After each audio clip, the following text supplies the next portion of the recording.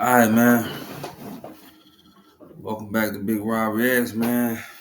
Y'all hit the like, y'all hit the subscribe, and y'all hit the share button. So, thank y'all to the few people that did come and subscribe, that did come and show love. And I seen a few comments on a couple of my videos, and I'll be addressing them soon. And I'm gonna be shouting y'all out because y'all didn't have to do that. I appreciate that. That's love. But what I did want to do, I saw this Charleston White video of him going hard on FYB man. I saw a piece of it. Now I want to react to, I'm gonna try to get to the whole thing. If I can't, then I can't. But y'all make sure hit that subscribe button right now. And we're gonna get into it, man. Uncle Charlie, don't go too hard. All right.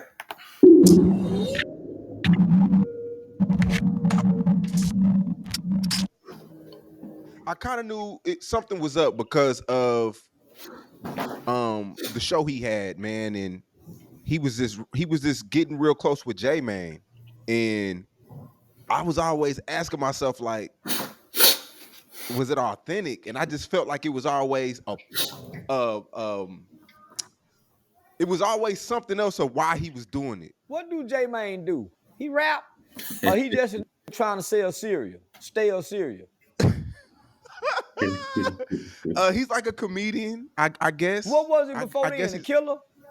I don't think he's a Hell killer. no. Was he a gang member? Yeah, he was with FBG Duck and them. So he was a groupie, part of the FBG group.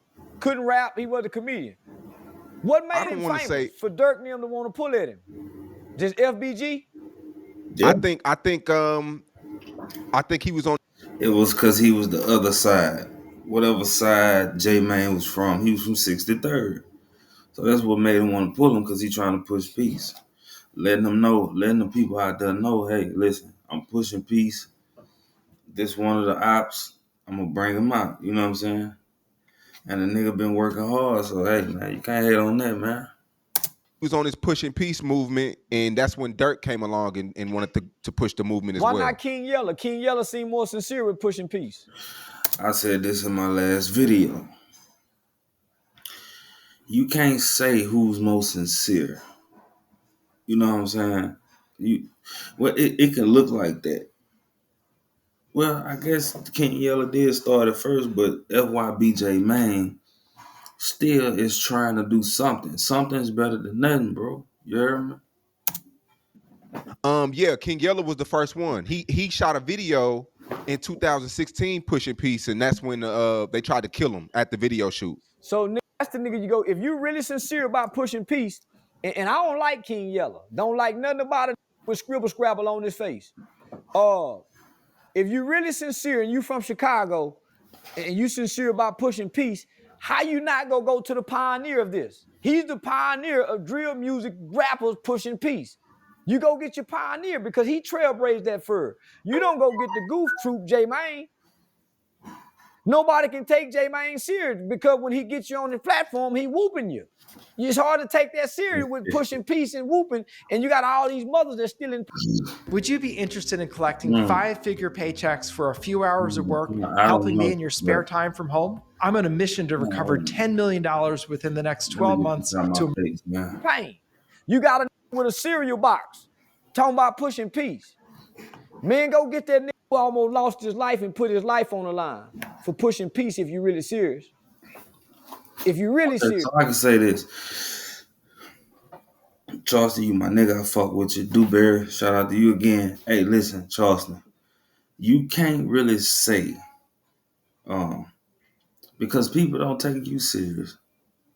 You know what I'm saying? Whatever it take for that man, and you said yourself, whatever it take to get in the algorithm for you to get out the situation you in, that's what you gonna do. And you know what I'm saying? And it got you where you at. That man whooping got him where he at with his cereal box. So you can't really do that. You contradicting yourself. Serious. Don't get the cereal box.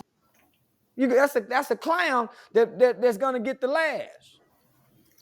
So now, man, I think J Mane took a lot from your book. I think he's seen a He character said it. and he mixed the real life with the he used character. to try to book me all the time. He used to call me out. I would never respond to him. I would never respond. Why? Because I didn't take him You got a serious. cereal I ain't box. taking no nigga serious with a cereal box in his hand every day. That's a boy to me. That's a boy. I'm looking, nigga. I want to sit down and have some substance. I ain't finna sit down no nigga whooping, whoop whoop, and I gotta ask you the whoop question. Man, nigga, I ignored that nigga every. That nigga called me about 10 times. Man, I wouldn't even respond to that nigga. V tried to plug me in with him.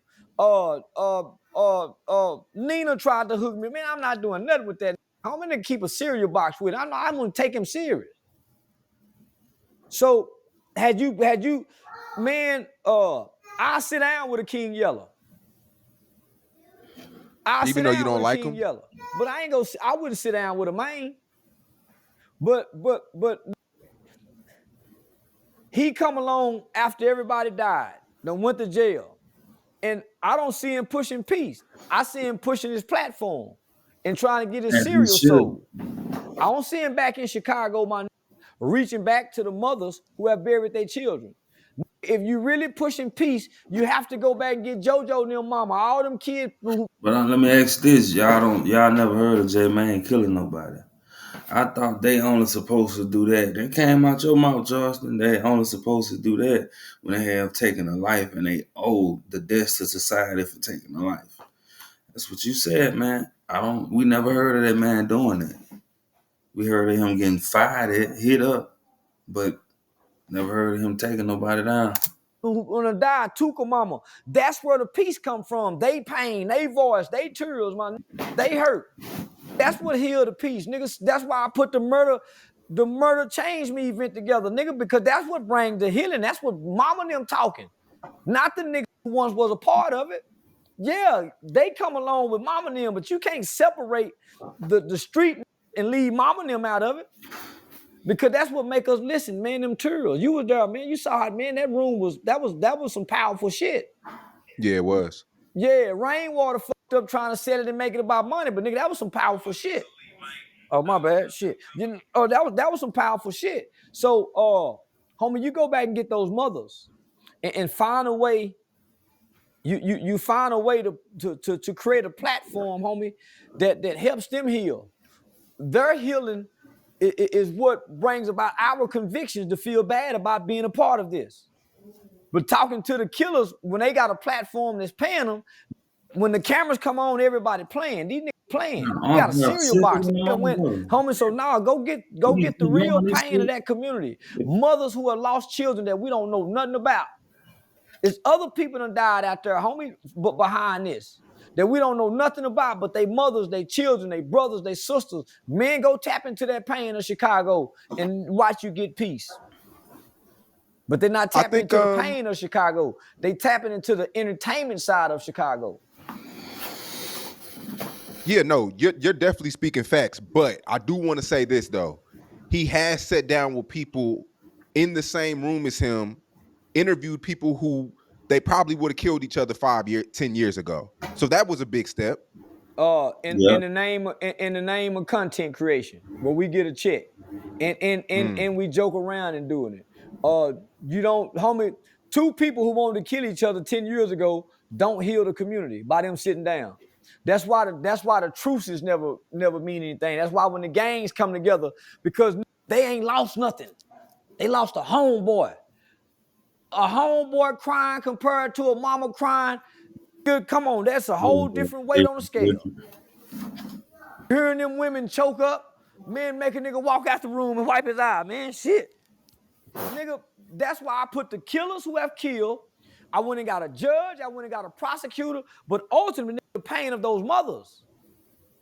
Hearing Miss Dominique voice crack up, homie, every nigga, that get me every time. Watching Mama Duck break, that get me every time. Lil Snoop mama, Mo 3 mama, homie, that get me every time. But listening to the killers talk, you niggas just don't want to go to jail no more. And you niggas understand consequences. That's why y'all ain't killing each other today. 10 years ago, y'all didn't understand consequences. You was a kid at 19, 20 years old, coming from trauma, coming from poverty, with an undeveloped brain. Now your brain is developed. You have logical ways to think now.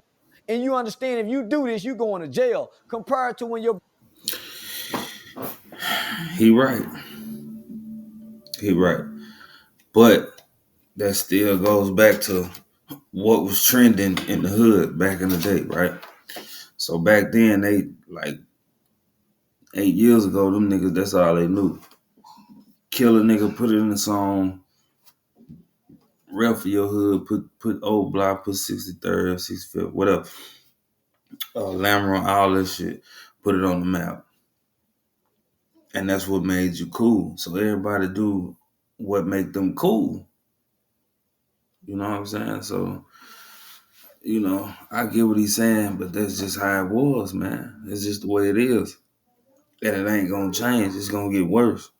Ain't shit finna change because they pushing peace. Man, these youngsters coming up now, listening to the music, jamming, riding around with 30s and switches.